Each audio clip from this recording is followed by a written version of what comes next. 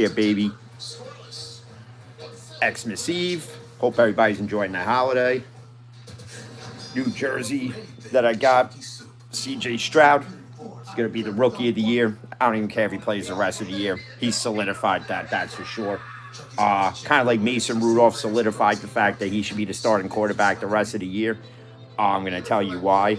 Don't rush Kenny Pickett back. This is not a playoff team. This is from a real Steeler fan telling you that. Don't rush him back. Let him heal up. Okay, I'm so sick of this. You know, Mason does a good job. Granted, we've all criticized him. None of us want him on this team, right? Nobody wanted him. Nobody. But yet, he comes out, does what he's supposed to do, plays a mistake-free game. He had one hell of a connection with Pickens, huge game. Wish I put him as an anytime scorer in one of my fucking parlays, but whatever. A win's a win. You know, but he's got to get that connection with Deontay down, man. He's got to, I mean, now we got to play. Oh, Jesus Christ. We ended with the Ravens. Oh, we got to play the Seahawks next. Honestly, I just start Mason in that one, too, because Seattle's defense, it's hard hitting. I mean, Jalen and two dudes would know because he's a huge Seahawk fan. I mean, other than Devin Bush, that cat don't do shit. So the fact that Miles Jack has better stats in one game than Devin Bush has all season tells you all you need to know, right? But regardless of that fact, you know, I was reading before that the Steelers are interested now in possibly trading Mike Tomlin. The Panthers are an option. This team's not. Listen, unless it's a significant compensation, is about the only way I'm even considering a move like that. That's about the only way I'm considering trading Mike Tomlin. Other than that, I'm not doing it. I mean, Tomlin's been here for what? It's going to be, if he stays as the head coach next year, it's going to be 18 years. 17 years and no losing seasons. Granted, that's a huge feat that many coaches don't get to have in this league. But in those 17 years to not have a Super Bowl win with guys that you brought in, Granted, yes, he won it in his first year or two as the head coach, but those were all Bill Cowher's guys, right? So if he wins one with guys now that he brought in, like, obviously if he won another one with Ben, obviously it's still Cowher's guy, but it would have been with Tomlin's guys as well because it would have been a slew of all different guys that it would have been more Tomlin's guys to Cowher's guys, right? And that's kind of what we need to see to solidify, in my opinion, Tomlin is one of the best coaches to ever do it. You know, you see great coaches that, you know, do the same thing Tomlin does and you got nothing to show for it. But at the end of the day, I mean, if you bring in the right offensive coordinator, you bring in the right D coordinator, you know, you kind of just revamp this coaching staff. You get it. You beef up this O-line through free agency, through the draft, whatever it is. And I think, honestly, you know, Kenny could see the field the way that Mason saw it last night because Mason was sacked, what, maybe once at best. I mean, the run game's gotten a lot better. And granted, people complaining about Joey Porter Jr., you know, he's always getting flags thrown on him. Listen, he may be the most heavily penalized corner in the league right now, the last I checked. But look at the guys he covers and then look at their numbers. They're doing shit.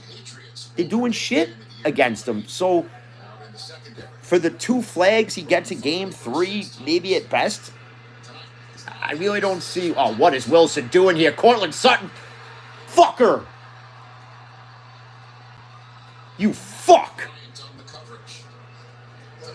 This is why I don't like doing sports betting. This is exactly why, because of shit like this. This horse shit. He should have had that. This fucking Mamalu cocksucker. But regardless of that. So, in the case of, what the Steelers need to do in the offseason, people saying, is Kenny Pickett the answer? Listen, you had him with an inept offensive coordinator for a year and a half, right? You have this makeshift offensive line that really ain't that great. Dan Moore they need to get rid of. Broderick Jones has solidified his spot, as far as within that offensive line rotation, right? Okay. My question is, why didn't they make these moves sooner with starting Broderick Jones? I get he was a rookie, but you traded Dotson away, and look at what Dotson's doing on the Rams. Dotson is graded like he's one of the highest grade guards in the league, tackle, whatever they got him playing at in LA.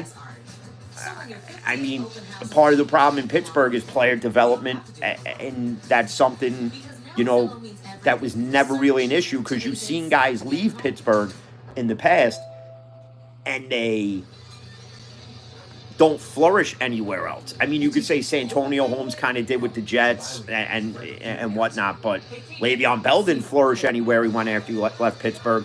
You could maybe say Antonio Brown, and it's only because he wound up getting a ring with his second stint with playing with Tom Brady down in Tampa. But other than that, who's really left Pittsburgh in recent years that's flourished? Other than Dotson, because Juju went to Kansas City.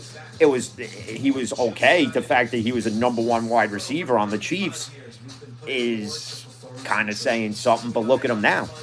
He's not even playing tonight, he's out. So, something's got to give in that Pittsburgh situation as far as, come here, buddy. Come here. As far as, don't you fucking growl at me, I'll beat you up. As far as, player development. They got to get better at that. I don't know who's in their scouting department, but they got to get better at it. I got questioned why on Thursday's episode why I would say, the Steelers should bring AB in to talk to George Pickens. Well, look at what AB's a prime example, all the talent in the world, and then he got all immature and started fucking around, and you could blame CTE on that. And even if you saw AB's last post yesterday or earlier in the day today, whatever it was, where he's going to Michael Irvin for I don't know what transpired, all that, but to go out, he's dropping the F-bomb. And no, I'm not talking about fuck. I'm talking about the gay slur that, is really offensive. No need for that. And he's talking about how he's saving all us crackers or whatever it is. Bro, put the fucking dollar bill down and stop fucking doing that shit and just why don't you worry about getting your life on track instead of talking shit to a Hall of Famer like Michael Irvin, who in no way, shape, or form is probably even going to respond to you. And if he does, he's not going to do it on the NFL Network.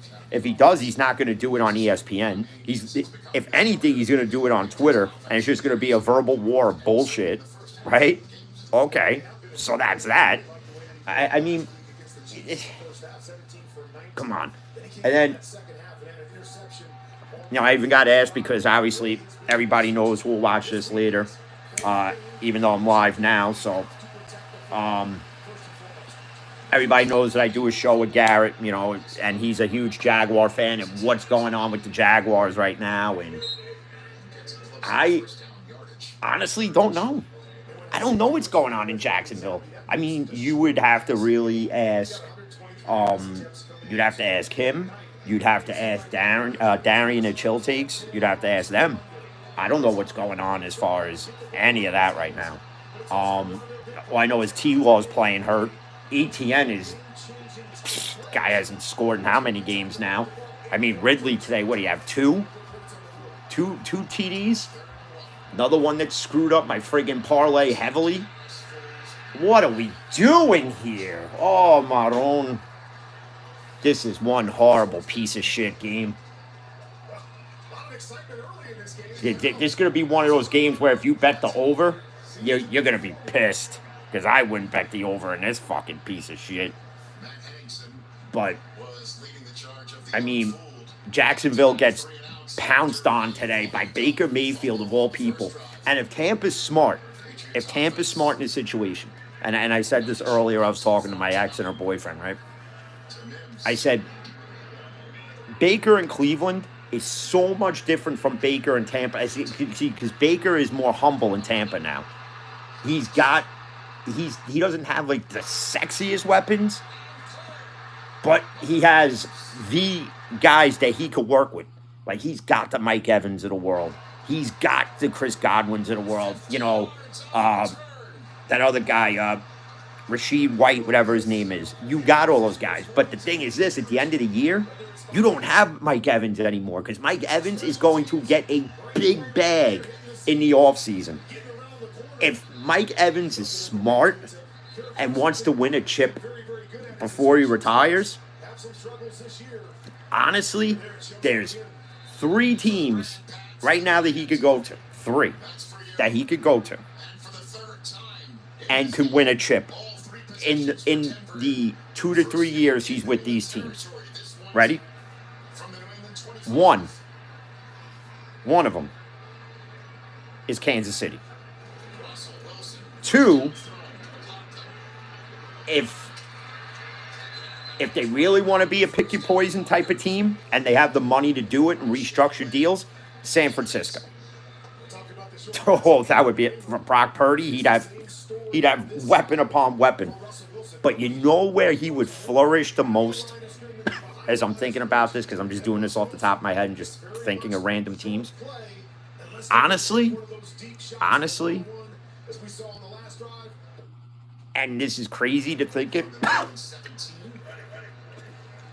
the Jets. Not that they would win a chip with in New Jersey, but him with Rodgers, with Garrett Wilson, would be a pretty formidable offensive, 1-2 punch for Aaron Rodgers. But the Niners, if he went to the Niners, would be the end all be all. Like, I think the Niners would be undefeated. You want to be honest about it? They'd probably be undefeated. But Baker, though, if he's smart, he takes a long-term deal with Tampa, because Tampa looks like, that even without Tom Brady, that they're still going to be relevant. They're trying to still be a winning franchise, even though they, you don't have Brady, you don't have Gronk there anymore, you don't have Arians coaching the team. What they really need is to get away from Todd Bowles. If they were smart, there's a guy sitting at home still who, if they don't call him, the Steelers better call him to be the offensive coordinator, and that's Leftwich. Everybody's saying, that Bieniemy could be the guy to discipline these guys in the locker room in Pittsburgh. That's going to be kind of hard, because when Riverboat Ron gets fired in Washington, which, by the way, you come back to almost beat the Jets and then blow that game, which is beyond me. You literally played the softest defense I've seen. It was softer than baby shit, right? And you let the Jets come back, kick a field goal, and win it. Disgusting. This is why Ron Riverboat is getting fired, right? This is why. Now, how's Eric Bieniemy going to be in Pittsburgh when he's going to get offered the Washington job? And me and Garrett talked about this last week on the last episode of Steel and Teal that we did. And we said that right now, that's the sexiest place to go. You wouldn't think it's the sexiest place to go, but it is, and this is why. Top 5 pick, $80+ million in salary cap. You already have, if you could protect him and coach him to make smarter decisions on the field, and Sam Howell. Sam Howell has all the tools. He's just got to be coached right to do it. The enemy could be that guy. You got to get running backs that are going to stay healthy. I don't think Brian Robinson's the guy in Washington. You have scary Terry McLaurin. You have Curtis Samuel. You have Johanna Dotson. And I think with Bieniemy as the head coach, and with the offensive play calling that he possesses and the creativity, Washington in a year or two could be a threat in the NFC East, even taking a step over the Giants. Which the Giants, a lot of fans are saying that they should start the year off with Tommy DeVito next year at quarterback. Well, let's see how DeVito plays tomorrow. Let's see how he plays at the end of the year. Let's see where Daniel Jones is, as far as his ACL or MCL, whatever. His ACL injury. Let's see where he is as far as that progression. But the Giants' issue in the offseason is, do you re-sign Barkley to like a 3-year deal? I'm not getting, I was talking to a Giants fan about this a few weeks ago, and I wouldn't give him a 4-year deal. But they're going to do it. The Giants are going to do it. They're going to give him a 4-year deal. I don't know what you give him as far as money, I would have to say it's going to be over 100 million. I wouldn't fully guarantee it. I wouldn't do what Cleveland does, which, by the way, again, hell is frozen over because somehow, and I'll give them their due, and this is where people are going to say, you've bashed them forever, and now you're going to give them credit. Yeah, I'm going to give them credit. They're playing good football because they're beating the teams on the schedule they're supposed to beat. And Joe Flacco, right now at 38, 39, is outperforming Deshaun Watson to such a point that if I'm the Browns, I figure a way out of this contract. There's got to be little loopholes in there that they could pull and say, you know what, Deshaun? I understand you got hurt, blah, blah, blah, blah, blah, but you know what? This just ain't working out. You know, even when you were healthy, you weren't performing to the best of your abilities in this contract, and we're handing you a ton of money to literally do nothing other than going to get rubbed out at Orchid Angels. Okay, so, Joe Flacco in 4 games has outperformed you in almost 2 years. So it kind of gets to a point of,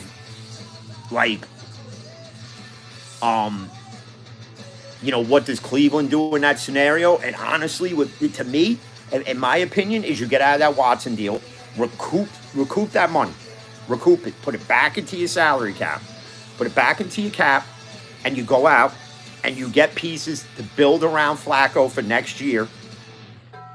You find Flacco's replacement either through free agency or you trade up in the draft, whatever you have to do. But if I'm Cleveland, that's what I do.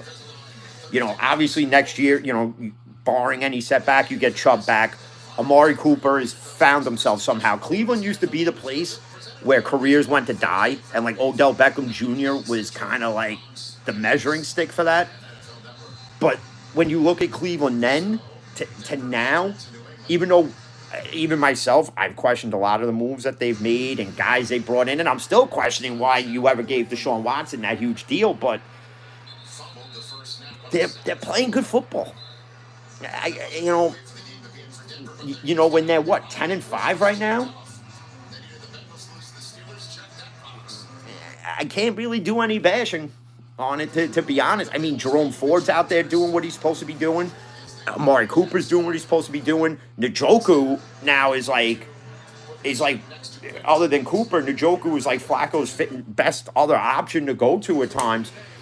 And I don't see how Cleveland next year could turn around and say, we're going back to Watson. And then having a setback. Because that's all that's going to happen. That's all that's going to happen in Cleveland is going to be a setback. If you start Watson next year, it's going to be a setback. I can damn near guarantee that. Okay? Unless something catastrophic happens where, Watson finds himself from, the Houston Texans era of Deshaun Watson, then, yeah, he'll be real scary. But till then, no.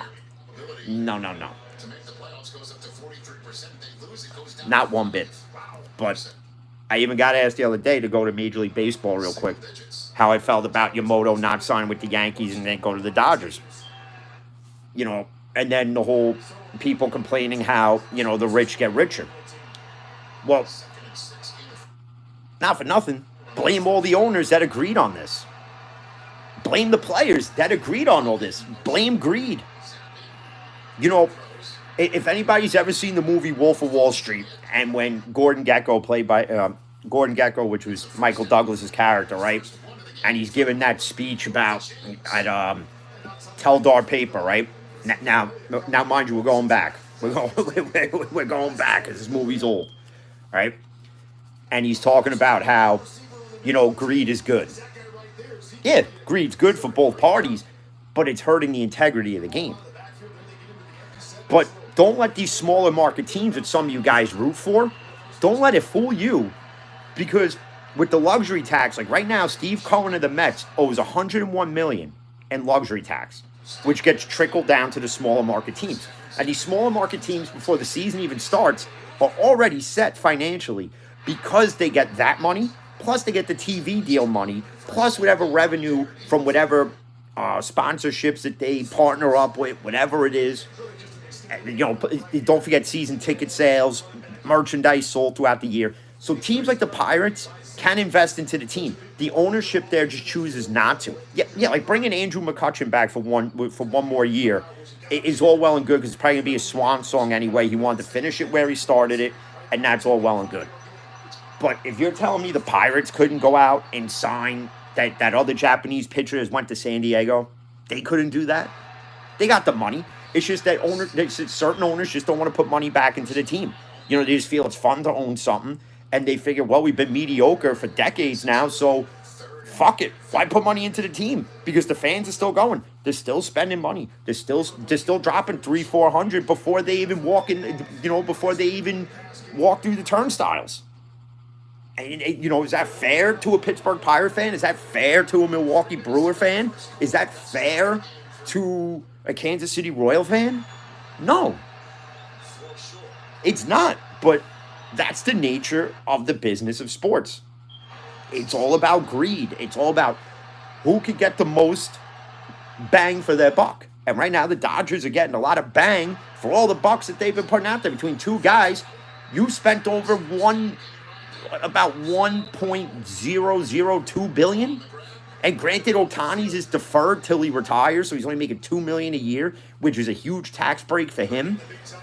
But the fact that the Yankees even offered Yamamoto 10 years, $300 million, and their reasoning is, and I can understand it, is that they didn't want to pay him more than Garrett Cole.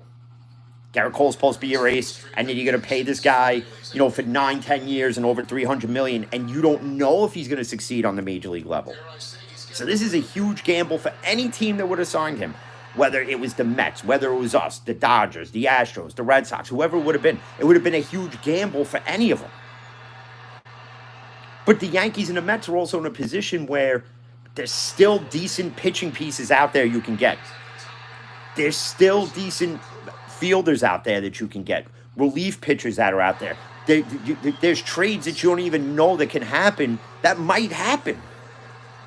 So, you lose out on one guy doesn't mean that you lost out on everything in the offseason. That's just simply the case. You didn't lose out on any of it. I'm a Yankee fan that didn't get mad that we didn't sign Yamamoto because I knew we didn't have a chance. I knew we didn't. I wasn't sitting there like, if Cashman don't get this guy, I'm not watching the fucking Yankees. I'm not even going to talk about him no more. No. I wasn't doing any of that. I knew we weren't going to get the guy, but I knew we were going to put an offer in.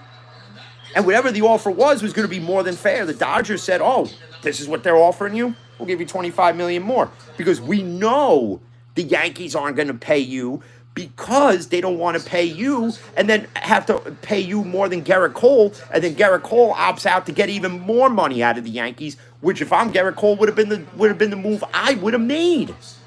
I would have made that move. If I was Garrett Cole, I'm like, all right, so you're going to bring this guy in. You're going to pay him for 10 years and $325. So he's getting $1 million more than my deal. That's fine. I have an opt-out clause. This is what I'm going to do. I'm going to pitch the fucking lights off of this place. Okay? And when the offseason hits, I'm opting out. Now, you're paying this guy all this money. Now you want me back? You got to pay me more than what you're paying him. In a shorter span. Think about that. That would be a huge problem. So it's kind of like a blessing in disguise that we didn't get him. And I'm seeing Yankee fans like, I can't root for this team no more. They didn't get Yamamoto. Okay, but I thought they traded for Juan Soto. Did they give up a little more than what you expected? Yeah, I discussed that already. Was I a little annoyed they didn't have an extension attached to this deal?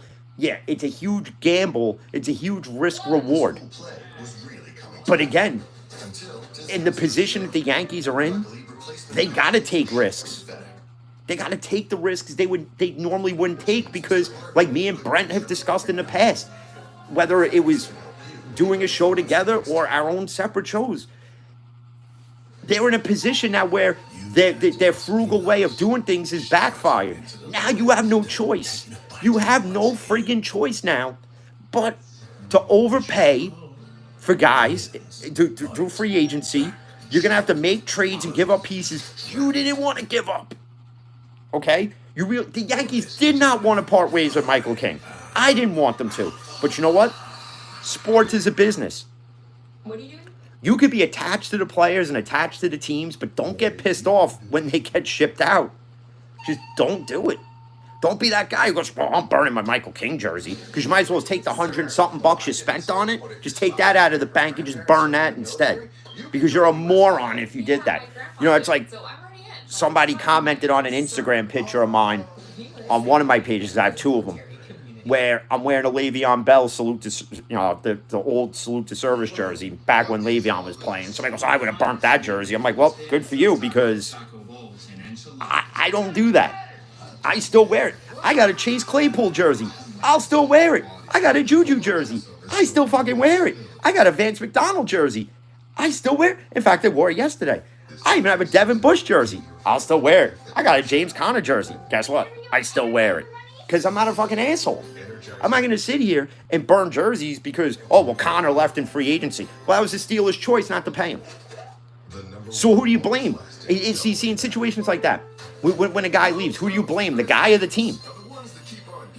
Because if the team that he's playing with and the contract ends and they don't offer him nothing, and Arizona is offering Conner a decent amount of money to go play there, or the Chiefs overspent to get Juju Smith-Schuster, who do you blame? Do you blame the player or do you blame the team? See, in the Le'Veon Bell situation back then, I blamed both parties because Le'Veon could have met with the Steelers in the middle and the Steelers could have met with Le'Veon Bell in the middle and all could have been right with the world. But no. Instead, Le'Veon Bell forgot how to do math and realized he was getting paid less to go to the Jets. But hey, regardless, it's come full circle and Le'Veon is kind of welcomed back into the Steeler fold as far as with the fans doing tailgates with them and whatever it is. That's all well and good. It's all well and good on that front, but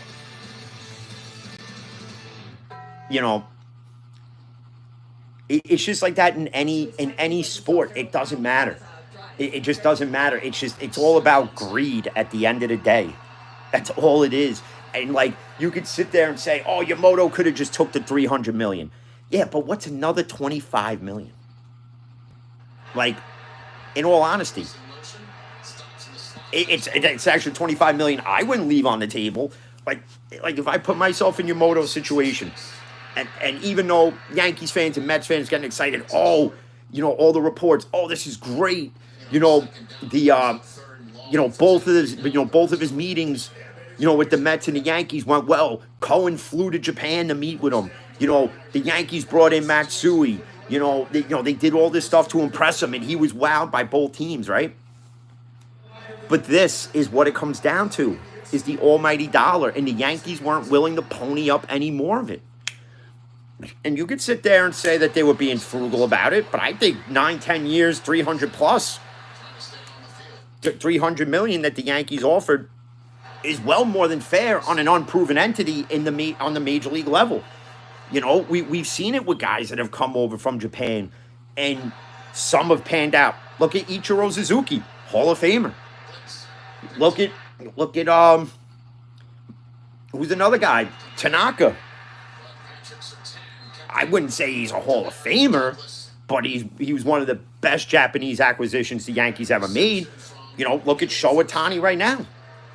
And we don't know if Yamamoto is going to be that. We don't know. Yamamoto could have turned out to be Hideki Arabu for all we know. But we don't know.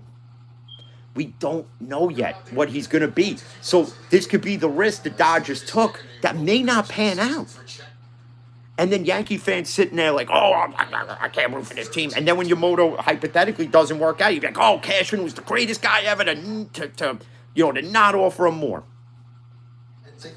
Yeah, okay. Give you that, but how many businesses do you have now? Cashman's still got a lot of work to do before we even start with all right, he's going in the right direction. He's still got a lot of work to do.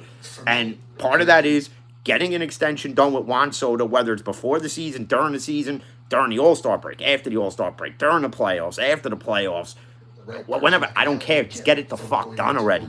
Just get it done. Just get it done at this point. But now to kind of hop back to football, because we are in football season,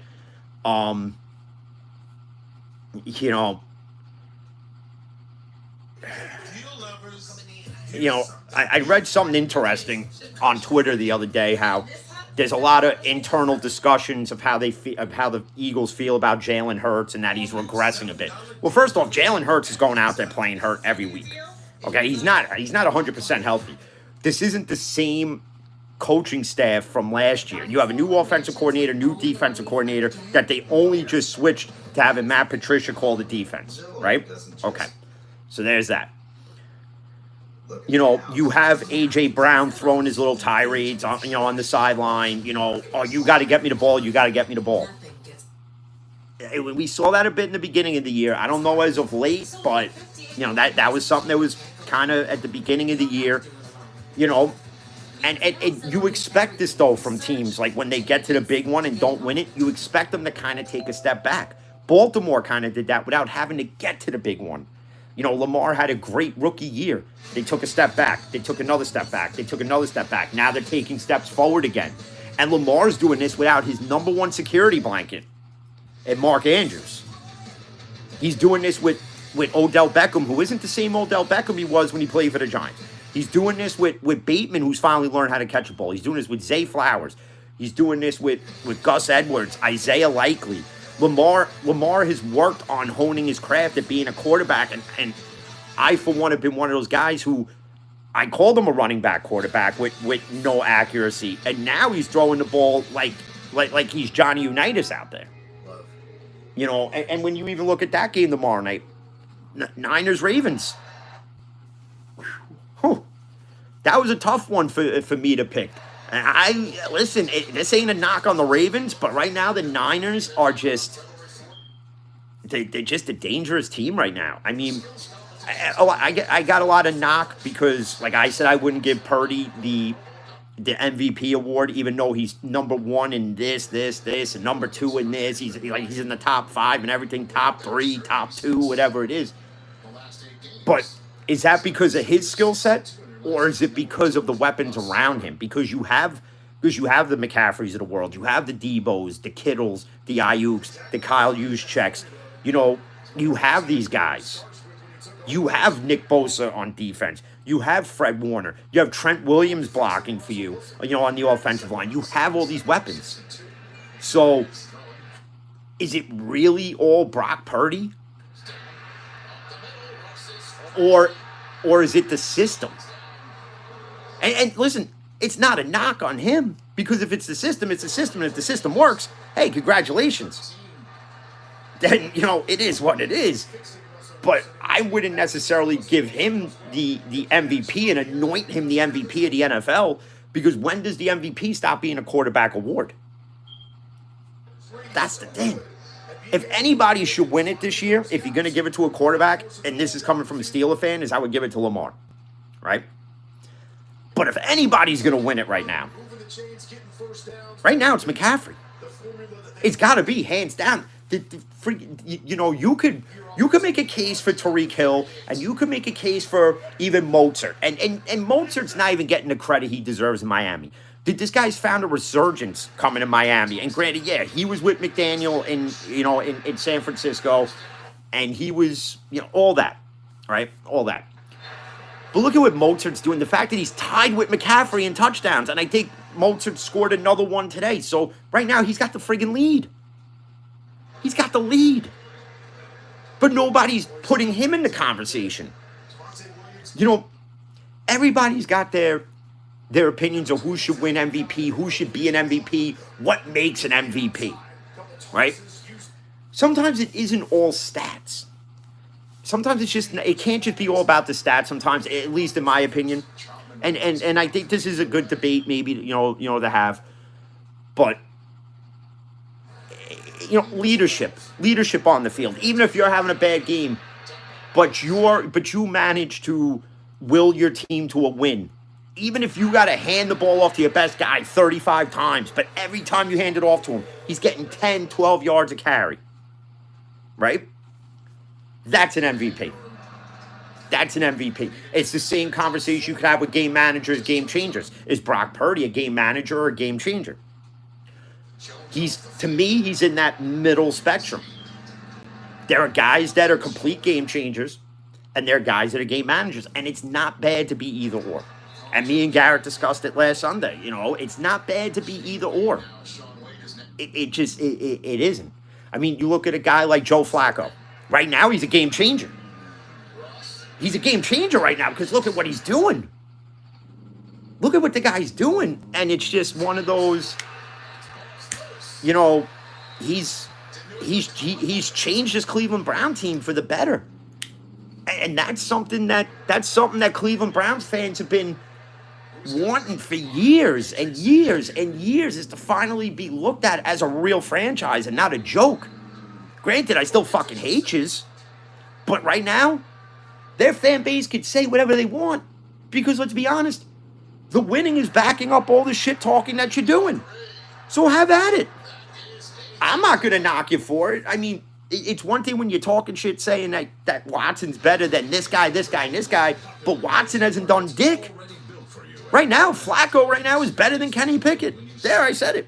Right now, Flacco is definitely better than Zach Wilson. And that's another interesting thing I've seen on Twitter, too, where it's like the Jets just gave up on Flacco. Well, when you were bringing in Aaron Rodgers, I honestly probably would have kept Flacco on the roster. Because now look at what you got. Yeah, the Jets won with Trevor Siemian. Big whoopity friggin' do. I mean, the Jets could have won with me out there. They could have won with Garrett out there. They could have won with Brent and Dave out there. I mean, you're playing the Commanders. The friggin' Commanders could have had a 45-point lead going into the fourth quarter, and they would have blown that friggin' lead. I mean, come on, man. But it's just, it's one of those like even with the Jets. And I'll commend Aaron Rodgers for saying it on the Pat McAfee show. Just because they're activating me don't mean I'm 100% medically able to play. And I'm not, just because, I'm medically cleared, I'm not 100% to play. And I think it would have been different if the Jets were still in contention for a playoff spot. He would have been like, yeah, I'm going out there. So, and that's something that Aaron from Brutally Honest alluded to a few days ago on Twitter when all that came out. And I got to agree. If they had a playoff shot, if they were in the hunt and they're like a game out, damn well, me, the whole world knows Aaron Rodgers would have been suiting up and playing today. You know it. We all know it. But they're not, and they're smart and Aaron Rodgers is smart to just sit there and say, you know what? I'm not playing this year. I'll be back next year because that's what my contract is. So I'll play next year. But I'll tell you something right now, if you don't bolster this O-line somehow, and you have a repeat of 2023 and 2024, 19 seconds in, he tears his Achilles again, you got a bit of a problem. And, speaking of that too, there was something I read, I forget which team it is, but they're switching the turf. It might have been the Rams. I'm not sure exactly, but I did see that. If that's the case, then all these teams with this shit turf, you know what? You guys need to do the same thing. And then another thing I seen, and this is a wild conspiracy theory. The whole Super Bowl logo and the colors in it. And it's like, oh well, it's gonna be Chiefs versus this team or the Niners versus this team, whatever it is. But I don't know. But I figured I'd pop on live for a little bit. I'm gonna go and enjoy the rest of this horror show. Happy holidays to everybody, all my supporters, obviously Brent and David, 1420 Sports, Garrett and Jalen at Two Dudes with Sports News, Aaron and Joey at Average Joe Sports, John Wrestling Fans Insight, Visit Vegas Places with Coyle, Level the Playing Field, BS and Sports Podcast, even the guys that we like sports podcast, the Darian Hopkins Sports Podcast. There's so many. I'd be here for another 3 hours doing this. So to all use that support, thank you. Enjoy your holidays. And this Saturday, there was supposed to be a Friday night episode of Cigar and Sports. Unfortunately, E-Man got sick. So right now, the tentative plan is to be live this Saturday. Because I keep getting asked, when will I discuss the Rashard Mendenhall situation? Saturday, it will be addressed. Trust me. It will be. Because I can't keep doing teasers on it. Can't keep doing little cliffhangers. I'm sure everybody who listened to the past few, you're like, oh, when's this fucking guy going to talk about it? When's he going to just rip into this guy? When's he going to, When's he going to blow his top? When's he going to fucking rage out on it? Well, Saturday's going to be the night. So stay tuned for that one. But enjoy your holidays. Stay safe. And as always, peace.